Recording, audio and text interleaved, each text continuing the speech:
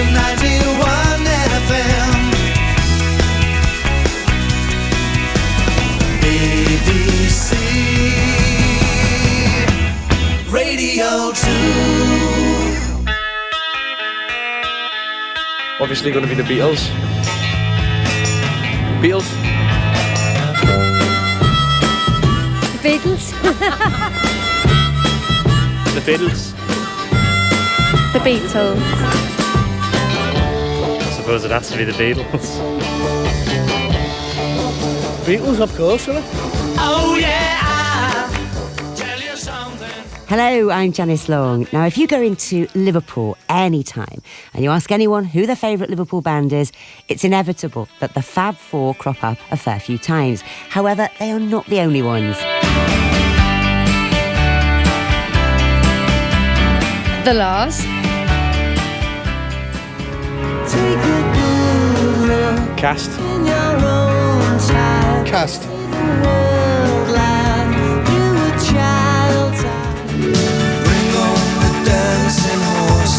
Echo and the Bunnymen. Headless and all alone. Relax, don't do it. Frankie Goes to Hollywood. Relax, don't do it. Oh, Frankie Goes to Hollywood. Wanna come? If you see me walking down the street, Atomic Kitten. staring at the sky, Atomic Kitten. dragging my 2 feet. It's time we should talk about it. China Crisis. There's no secrets kept in here. This is Liverpool, the New Wave on BBC Radio 2. And over the next 6 weeks, I'll be looking at life after the Beatles and the whole Merseybeat explosion with not a whiff of a Ringo, a Jerry or a Scylla.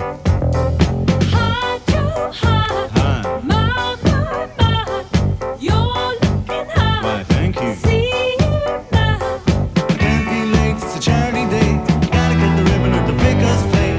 The next bus don't leave till 8. What would they say if I was late? The year is 76, one of the hottest summers on record. Water shortages, the first red card given to George Best, the release of Jaws, and Kiki D and Elton John around forever with Don't Go Breaking My Heart. Now, I had spent best part of the year living in a tent in Amsterdam, working in a wimpy bar. And the only tapes I managed to blag were Fats Domino's Greatest Hits, some Steely Dan, and a solitary Leonard Cohen. So I remember getting a letter from my brother Jeff, who told me that EMI had just signed a band called the Sex Pistols, and that punk was kicking off. There was anarchy in the UK. I arrived back in Liverpool, immediately straightened my flares. I found the pointiest boots I could. I dyed my hair black, had my ears pierced 3 times, and I headed off to Matthew Street. A new club had opened its doors, a club which would rival the Cavern in its musical influence on Liverpool and the rest of the country. Eric's, the only club I had ever become a member of. A dark dive of sticky carpets, flooded toilets, and a gathering of the most fantastic looking and madly creative people. Eric's was the brainchild of the late Roger Eagle, a man with legendary status. He'd been the first DJ at the Twisted Wheel in Manchester back in '63, and that was the original mod, soul and R&B club, and it rivaled London's Scene Club as the place to be seen in. He joined forces with Pete Fulwell, an academic, an entrepreneur, and a manager as well. Now, they created a scene that is now rock solid in music history. I was not part of the inner sanctum, but I could feel the buzz and the energy of something that was going to kick off in a very big way. Oh, I just don't know where to begin. Though it doesn't wait forever, it's now or never, but she keeps on hanging on. The silver champion, she says she can't go home without a chaperone. Accidents will happen. Eric's was essential. It's just essential to the music scene in Liverpool. The scene wouldn't have been the scene without Eric's. It was like a whole event, going for the day out, you know. Eric's basically accommodated the future Liverpool scene, which happened in the late 70s, early 80s. The Bunnymen, the Teardrops, Wah, Dead or Alive, all those people who went on to have hits, of course, and Frankie Goes to Hollywood. And it kind of became like a benchmark, and it still is, really, you know, as to what a club should be. But where did Eric spring from? After Merseybeat, what had been going on? When did the new wave start filtering through? After packing in his job, selling carpets, and an experience with LSD, Jeff Davis did what he always wanted to. He borrowed and he borrowed some more to open Liverpool's most influential record shop, Probe. First at the top end of town, before ending up in Button Street, it was a place where those who wanted more than the top 20 could root out and discover a whole new world of sounds previously unavailable to them. Jeff remembers the early days of Liverpool's new musical revolution. Things started to happen, didn't they, really, in 76. What had happened, which is often neglected, is the Mersey thing died really pretty quick by mid-60s, and it died with a vengeance. The town was dead, really. There was virtually hardly any, rock pop music being played. It had almost seemed to be going back to, country and western and sort of sea shanties and all this sort of stuff. But there was two very important bands, Deaf School and Supercharge, and they were both very different in a way. Deaf School were art, college and wacky, and would often have 15 to 17 people in the set. And it was really exciting to see something so different and weird and avant-garde, and it was really quite something. Goodbye, cruel one, and cheerio. So all this time I've got to go. What a way to end it all. What a way to end it all. What a way to end it all. Now everybody loves the Drifters. I want to know, fellas, do you feel driftified? Hey, Sonny Road, you sound so sweet tonight. Can we get involved? Take your time, Bob. Can we do it? You can dance, you can dance. Supercharged, it was really a great live band, loads of sax stuff, and used to swing along like mad. And that started the thing with bands playing in pubs. Now, you hadn't really had much of this with rock music, if anything, in Liverpool. So then you had this, the Supercharged and Deaf School. People would go to every gig they did. So you'd have queues like the Back of the Moon and Bold Street and wherever they played. You don't seem to have seen that. That sort of had gone off really by the 80s, where a band would be so popular, people would just go from venue to see them. After pub residencies became fashionable, it was only a matter of time before a club, playing to the same sort of audiences, appeared in the city. And Eric's was that club. Pete Wiley remembers how it all began. Eric's opened the 1st of October 1976. Me and Ian McCulloch from the Bunnymen, had started hanging out in town. We'd been hanging around together for a while, and we had similar tastes. We were both big Bowie fans, and through Bowie we discovered the Velvets. So we went to Matthew Street a lot, and there was a record shop there, Probe, where Jeff Davis ran a shop that sold records you couldn't get anywhere else. And he taught you about music. He'd let you hang out in the shop all day, and he'd play you amazing things like Captain Beefheart and reggae, which then, as I remember it, Roger Eagle came round giving to likely-looking people these flyers saying, club opening Eric's, blah, blah, blah. The Stranglers were on for 60p or 90 pence, if you remember. But obviously nobody was a member because it was the first night.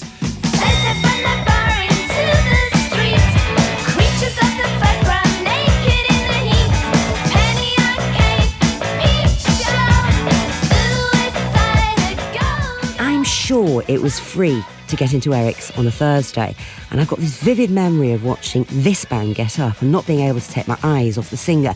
The fact that she had a shaved head and wore a nappy and was screeching her head off probably had something to do with it. The woman was Jane Casey, the band big in Japan.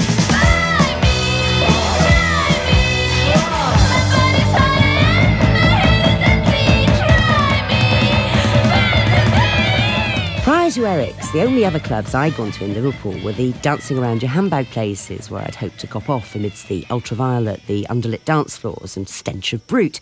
So Eric's was a total first for me. The music was fantastic, and the people, not that I ever hung out with them, were just so fascinating to look at. And I still got this tableau in my mind that includes Jane Casey, Ian McCulloch, Holly Johnson, Julian Cope, the mind-blowing Pete Burns, and the baby-faced Pete Wiley. Before that, I'd been going through school. I was a bright lad. Mac was a bright guy. And we'd like certain kinds of music, but we never liked the same music as anyone else in the school, And I thought that we were just two freaks. All of a sudden, you started stepping foot into town, which you didn't really do. We hung around where we lived, which was the North End. And then suddenly to go to a club like Eric's, where you realised, A, that there were at least 100 other people who were also freaks like you, different variations of freaks, from the Paul Rutherford, Holly Johnson, Jane Casey type, makeup and Andy Warhol thing, to the more political, working class lads like I was. It was just an amazing thing. It was a great feeling that you weren't alone anymore. A place to play music like you couldn't hear anywhere else in Liverpool, or probably in the country at the time, because Roger Eagle, having been a DJ in the 60s in the Twisted Wheel and places like that, he knew about the importance of hitting you with great music, Thank God for Roger Eagle. Thank God for Jeff Davis, playing me that music, which ruined me forever. The whole area of Matthew Street became a magnet for the weird and wonderful, and those who were itching for something new. It was the place to hang out, probe records to rummage through, the Armadillo tea rooms to meet or ogle whilst eating the likes of hummus and carrot cake, also new to me. And of course Eric's, which was not just a nighttime hangout. Synonymous with Eric's was the person my mates and I called the woman on the door. Actually, she ran the place. Once again, visually stunning and keeping a close eye on who went in, Doreen Allen. I think one of the things about Eric's was because it was open at lunchtime, we used to do the membership cards, and lots of people come up to me now and say, "Oh, you signed my Eric's membership card." So it was open from 12 till 2 in the daytime, and we used to sell posters and badges and do the membership cards. It wasn't really like a nightclub because people used to be down there in the daytime. And that's where a lot of the bands used to hang around. Well, they weren't in the bands then, like Ian McCulloch wasn't in the Bunnymen. The Bunnymen hadn't formed, War hadn't formed. But they all used to just hang around Eric's at lunchtime, and that's when I think they used to talk about being in bands. They'd seen a band at Eric's the night before and said, "Oh, we can do better than that." And they all got together and did, really. And of course, if you went to Eric's, you thought you were cool. Fashion statements were made, all different and individual. There were quiffs, crops and spikes, ties, pins, points, docks, tartan black. Some very new and designer, the art school and the hairdresser set. But most outfits cobbled together from second-hand shops or raided from someone else's wardrobe. Eddie London, who went on to form China Crisis with Gary Daly, was the hippest. Not. There was these friends called the Cunninghams from Kirby, Alan and Paul Cunningham. They were in all the early punk groups, the Germs, the Glass Torpedoes, and they were real characters, I'm not kidding you. It was just the punk time, and it was like tartan with the legs, tied together, while I had my coat with Yes on the back. Very uncool. We formed a band called the Mystery Girls, which was me, Julian Cope, Phil Hurst was the drummer, and Pete Burns was the singer, and we were doing mainly 60s garage stuff. My outfit for the night was a pair of red satin kecks that were girls' kecks from Bus Stop, a pair of Doc Martens, which were fairly compulsory, a white polyester blouse with green and gold flowers and gold buttons that was my mother's, a white Mac, and a toilet seat. I used to wear a toilet seat. Burns claims I wore it on my head, but that would have been far too easy. And what I used to do was thread my belt through the hinge of the toilet seat and then wear it, so that if I was in a situation and sat down, I was immediately sitting on a toilet seat. And if you've been to the toilet in Eric's, you know that should have been compulsory. Well, I know there's a gag in there about toilet seats and Pete Wiley, but I think we should leave it at that. Actually, toilet talk comes up a lot when you mention Eric's. Go on, Doreen, tell it like it was. The toilets were horrific. It used to flood all the time. When you went down there, your clothes would reek. I remember when there was a high tide, the water table used to rise and you used to wade through a puddle to go to the toilet, which were, of course, communal. There was rats, I remember. There used to be like a rat sitting on the bar or something, I remember rats. I remember seeing a huge rat's tail sticking out the toilet. The smell of the toilets and the heat. Sometimes the heat, because the main auditorium, that's a bit fancy, isn't it? But the main room where the bands played, if I remember, there were doors, so you'd come in, the door would open, and suddenly you'd be just hit by this smell and the heat of all these people pogoing up and down. Oh, lovely, lovely. Savoury recollections there from the Lars Mike Badger, Paul Simpson from Wild Swans Care and the Teardrops, and Henry Priestman of the Yachts and the Christians.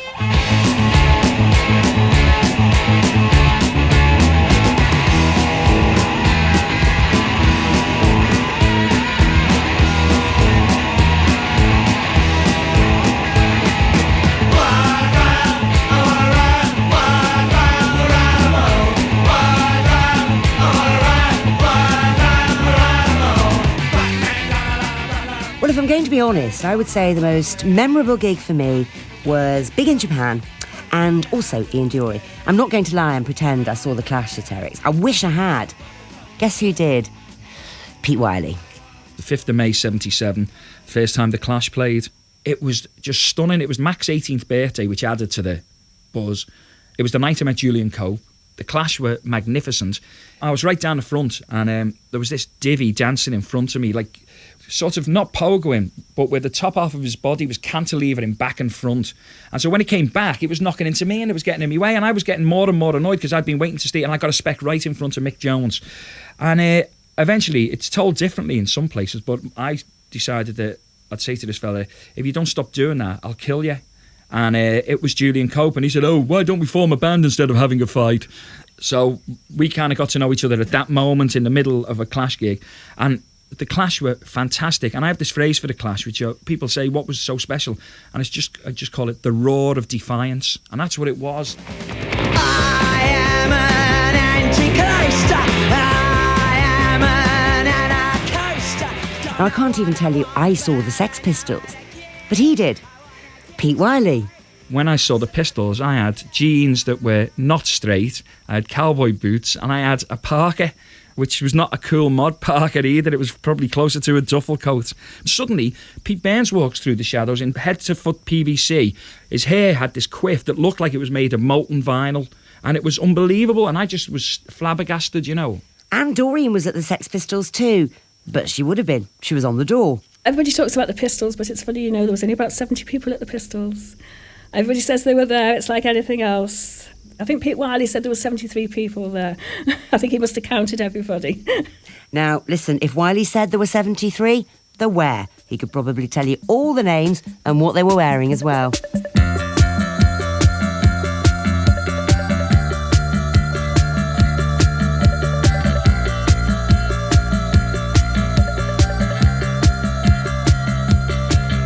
Now, when I was in my mid-teens, the gigs I wanted to see were held at the now no longer stadium or at the uni.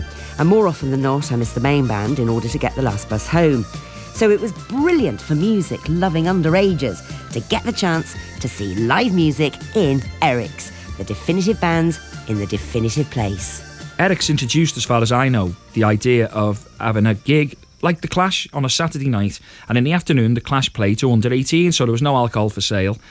And it meant that people, like from the age of 11 to 17, they were getting to see the best rock and roll bands at the time and best reggae bands, the best of everything. And hearing the music, I DJ'd in Eric's, and I also used to DJ at the matinees. And you'd be able to play it in the same way as Roger Eagle had taught me about records when I first went to Eric's. I was able to pass that knowledge on to the younger kids who then went on to form bands of their own and do stuff, you know. And that was a really significant thing that I don't understand why that never caught on, because kids would come in droves. They loved it, you know. OK, so you've got to imagine it. You've got this little street called Matthew Street. At the top, Eric's on your left. You come down, you've got the Armadillo Tea Rooms on the right, and at the tip, Probe Records. Almost, but not quite, an equilateral triangle. It's where the nucleus of the new wave hung out. Musician, poet, archivist, and Viper label man Mike Badger. The people who were in Eric's in the evening were in the tea rooms in the afternoon. And if they went in the tea rooms, they'd be in Probe, looking at the latest sounds of what was coming out, which was really cutting edge. On a Saturday afternoon, everybody would kind of get all done up and go down there and hang out on the streets and show off and meet each other and form bands and then break up in the same afternoon and stuff. Mentor and crucial to the triangle, Probe man Jeff Davis. When we opened the shop in town, then I seemed to be meeting with people like Wiley and McCulloch and Cope and all that. I remember Wiley quite early on dressed rather sillily, I think, with safety pins and like school tie and all this sort of stuff. You know, he stood out and was quite friendly and would make jokes and respond to things and all that. So at one point I had a shop full of these people who, you know, became quite famous later on. Now, if I had to pick out one vision, there is no doubt that the mistress and doyen of image and style was Mystery Girl, Nightmares in Wax, and Dead or Alive's Pete Burns. Not a safety pin or toilet seat in sight.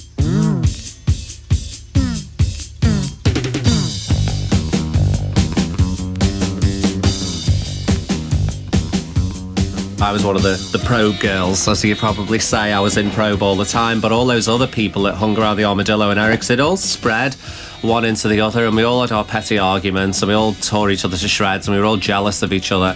And I do think to some degree I was marginalised because of my appearance, because I think everybody wanted to be flamboyant. I didn't become freaky just so I could be famous. It was what I was going to be anyway. Even if I was a doctor, I'd be exactly the same as I am today. But it sort of pushed me out of the credibility stakes in Liverpool. This I've been look stunning to this day. The streets in Liverpool were and are still alive to the sound of the Beatles, but coming on the back of that, albeit quite a few years later, must have presented some problems for Eric's and the new breed of musicians. Pete Wiley. The problem with Eric's being in Matthew Street was the constant reference to the Cavern, you know. I mean, the problem with being in Liverpool until 1981 or so was that every interview would have a reference to the Beatles. There would be some kind of, you know, in the shadow of John Lennon comes Pete Wiley. Well, it's a pretty big shadow for a start, you know. And whether you respected them or not, which at the time you didn't, because the Clash had told us no Elvis, Beatles and the Rolling Stones in 1977, and we took that very literally. So to be in the same street as the Cavern, part of you wanted to reject it, and it was great in a way because it forced a confrontation almost with the past, you know. It was in your face, and punk was a very confrontational thing. But secretly, before too long, you realised that it was great for one city to spawn two such important clubs, you know. OK, here I am, and everyone else for that matter, waxing lyrical about Eric's.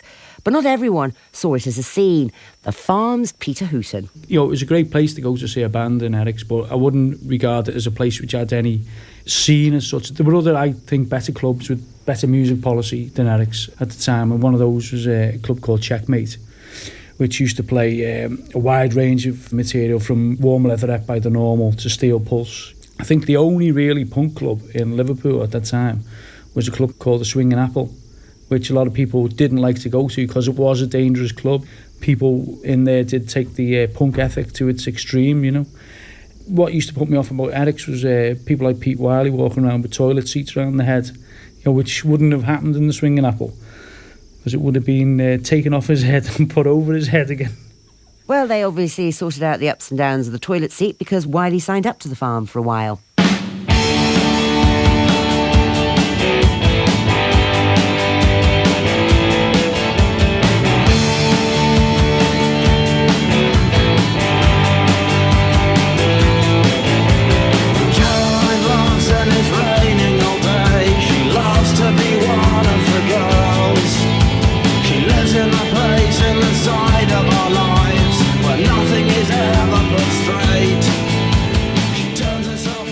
I was working at Radio Merseyside in 1980, and I remember one of the newsroom letting me know that Eric's was about to be raided, that the police were going to shut it down that night.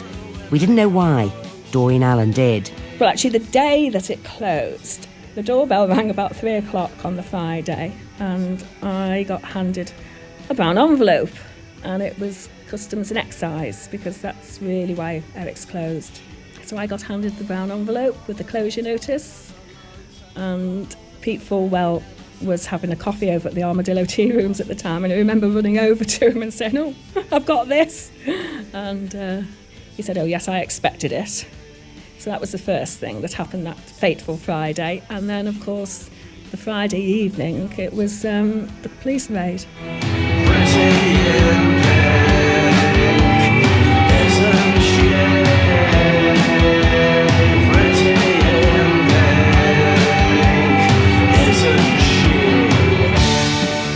Bizarre, but I went the very first night, and by the last night, March 1980, I was playing. We played the last night, and we knew it was coming because there'd been kind of hints that the police were going to raid it, and we played with the Psychedelic Furs. And I was talking to you on the gig saying, you've got to keep your eyes open, you know, that a thing's going to happen to this place, and people just don't really listen to what you're saying that much at a gig. And within a couple of hours, the police had come in and gone on a rampage, and I've actually got the video of us playing that night.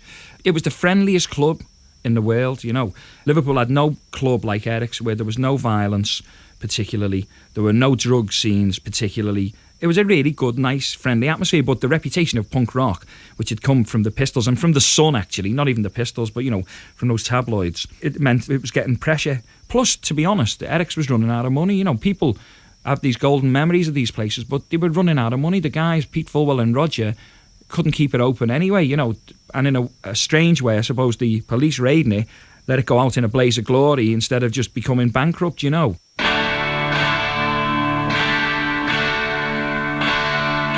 So tabloids and cash shortages meant the end for Eric's. A short lifespan, but a powerful time that spawned names that became big, cult or legend.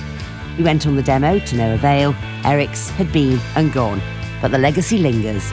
You better run, 'cause this is the day someone remembers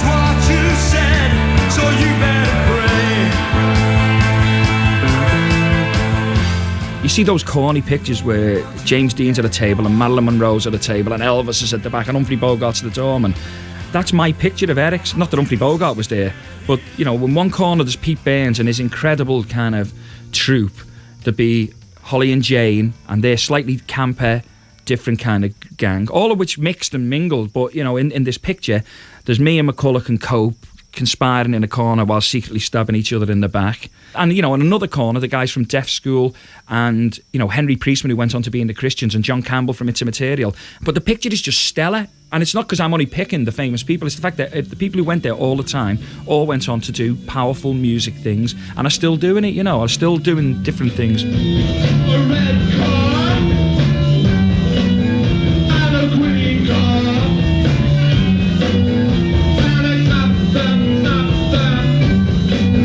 With my camera, bring my friends and my relatives, and they take photos and post of them. Sometimes they stare at all the weekend. The photos are by themselves and the bars on the window go.